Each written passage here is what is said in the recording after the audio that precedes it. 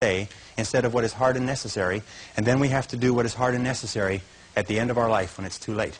And you'll find that the willingness and the ability to discipline yourself, to be clear about what it is you want, to be clear where you're going, to be clear about the results that you're expected to accomplish, and then to only work on those results. The ability to discipline yourself to do that is absolutely critical for success. It is not possible to conceive of a person being successful who is not capable of disciplining themselves to do what is hard and what is necessary rather than what is fun and easy.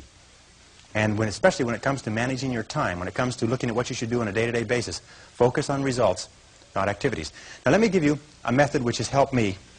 Write out your goals. All goals have to be in writing, by the way. If you don't have your goals in writing, then they're not really goals at all. They're merely wishes. And as they say, a wish is merely a goal without any energy behind it.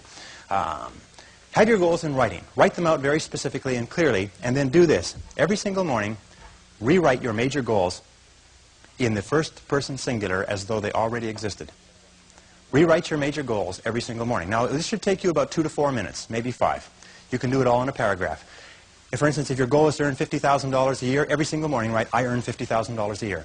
If your goal is to be excellent in real estate, say, I am an excellent salesperson in my field. If your goal is to weigh a certain number of pounds, if your goal is to enjoy a certain kind of life, write down your major goals in the first person singular as though they already existed today every single morning.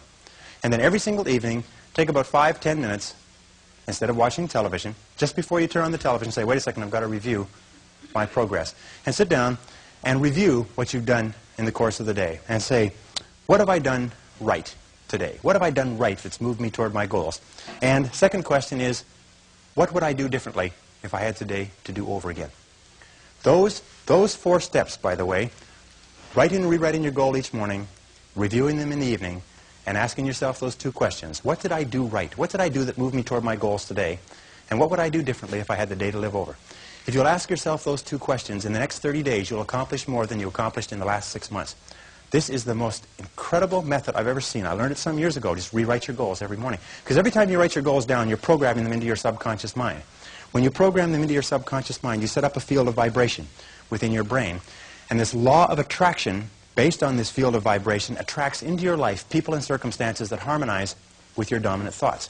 Everybody here has had the experience of starting to read about a subject, think about a subject, become interested in a subject, and suddenly you started to attract into your life books, magazines, articles, conversations, people, opportunities to expand on that subject. Have you had that experience before?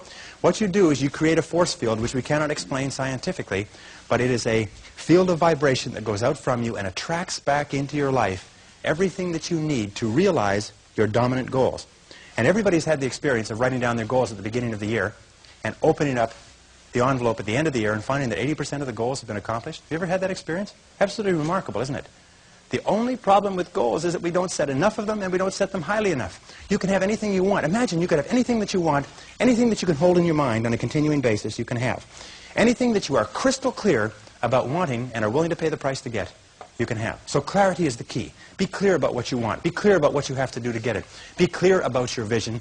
Be clear, speak, walk, talk, and act with clarity. And that's the final point with regard to clarity, is I have seen many men and women who have tripped themselves up by being beaters around the bushers, if you like. They are very careful about whatever they say, and by the time they say it, people have gone home for lunch. And one of the keys to success is to be very straight and to be very clear, be very precise. Interesting, one of the reasons why people do not speak to the point is for fear of offending others. Isn't that true? For fear of offending others. Interesting study they did last year.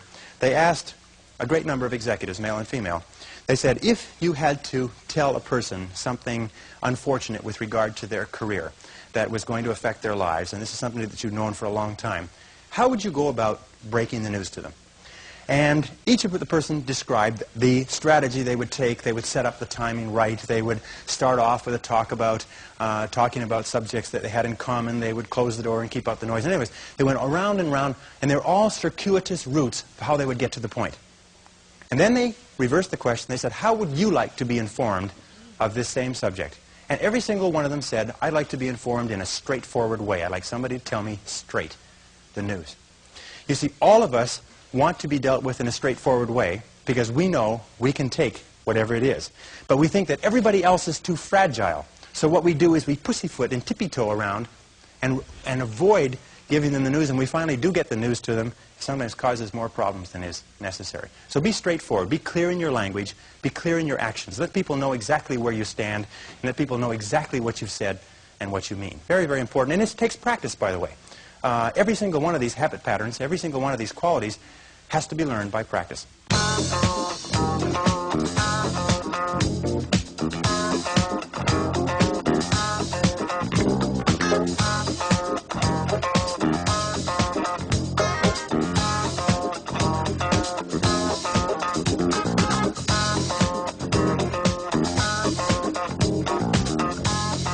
The second letter of the 10 is competence. And this is a discovery that I made a couple of years ago, and it just staggered me because I've been studying success for years. And then there's the book In Search of Excellence, and then there's The Pursuit of Excellence, and then there's Refinding Excellence and Losing Excellence, and all the excellence books. And I sat down and looked at this whole concept of excellence, and I saw something that I hadn't noticed. It's almost like something brought to the surface of your mind. I noticed that every single man or woman that I had studied who had achieved any kind of success in any field whatsoever had done it after they had made a commitment to becoming excellent in that field. And I began to look, and I began to compare, and I began to talk to people, and I speak to thousands of people virtually every month. I found that I never found a single person who was successful who was not excellent at what they did. That competence, the commitment to becoming excellent in your chosen field, is an indispensable prerequisite for success. That if you are not good at what you do, you haven't got a chance in our competitive society unless you win the lottery. That success is predictable. If you commit yourself to becoming excellent, it does a whole lot of other things within your mind, but if you commit yourself to becoming excellent, it changes everything about you. And only the top 5 or 10% are excellent. You've heard the rule, the 80-20 rule, the Pareto principle, that the top 20% of salespeople make 80% of the sales, that the bottom 80% of salespeople make 20% of the sales. Do you know what the difference, the ratio is there? The ratio is the difference between 16 to 1. That the average income of people in the top 20% is 16 times the average income of the people in the bottom 80%. Now, let me ask you a question. Does it mean the people in the top 20% are 16 times better than the people in the bottom 80%? 16 times more experience? Do they work 16 times the number of hours? Do they have 16 times the number of years of education? Are they 16 times more handsome? Are they 16 times anything? You know that it's not humanly possible to be twice as smart as somebody else. Unless you're looking at very, very unintelligent people and very, very brilliant people. It's just really not humanly possible on average for us to even be twice as smart as anybody else. But 20% of these people are making 16 times the average of the rest. Prudential Insurance Company did a study some years ago. And they put the thousands of agents that they have throughout the United States into their computers and compared their income. And it came out the 80-20 rule worked. 20% of the salespeople were doing 80% of the business. Well, they had all the data on the computer, so they ran it through one more time. They said, what's the average income of the top 20% of the top 20% compared to the bottom 80%? Now, for those mathematicians among you, that works out to the top 4%. What was the average income? They found the top 4% were earning, on average, 32 times the average of the people in the bottom 80%. So they said, this is interesting, and they ran it through one more time. They found that the top 20% of the top 20% of the top 20%, which is the top 0.8%, that's good, top 0.8% were earning, on average, 54 times the average of the people in the bottom 80%. What they found is that in every state and in every major city where they had an office with a large number of agents working out of it, there was one agent who was selling the same product at the same price to the same people with the same competition under the same circumstances, under the same set of difficulties in the economy, who was earning 50 times the amount of the average adult. That there were 50 agents in the office, and one person was earning more than all of them put together. Isn't that amazing? And one of the things they found is that the key to this was that each one of these agents had made the commitment to become excellent early in their career. They didn't say, I'm going to go into this and I'm going to earn a living. They said, I'm going to go into this and I'm going to be the best. And they read every single book written by the top agents. And they went to every single seminar, and they listened to every single tape. And they spent every single hour they could with other successful people learning what they needed to know to be successful. You must commit yourself to excellence. You must commit yourself to becoming the best. And the wonderful thing is that excellence is a journey. It's not a destination. You never get there. Complacency and satisfaction are the key enemies of excellence. But once you commit yourself to becoming excellent, the whole world opens up for you.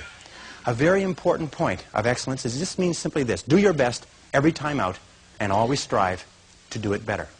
Do your best every time out and always strive to do it better. Remember, it's usually the last 5 or 10% of any job or project that makes all the difference. And what we do is we get to 90% done, and then we start to drag our heels. We start to put the paperwork aside. We start to think of excuses. We start to do what is fun and easy rather than what is hard and necessary. The second point with regard to excellence is this, is that if you are not excellent in your field, you don't go anywhere. You're locked in place. I had a young man come up to me at an employment seminar not long ago, and he said, there's no opportunities in sales. He said, I just got laid off. And I said, young man, I said, if you were good in your field, you would not have been laid off, because good salespeople are the rarest people in our society. And he just said, well, I said, have you ever studied sales? He said, well, I don't need to study sales. I said, why not? He says, well, I just do what comes naturally. I said, I rest my case. Selling is an art. Selling today is a profession. Selling is a science. That in order to be good in selling, you have to study it and study it and study it. And you have to study it more than the person next door.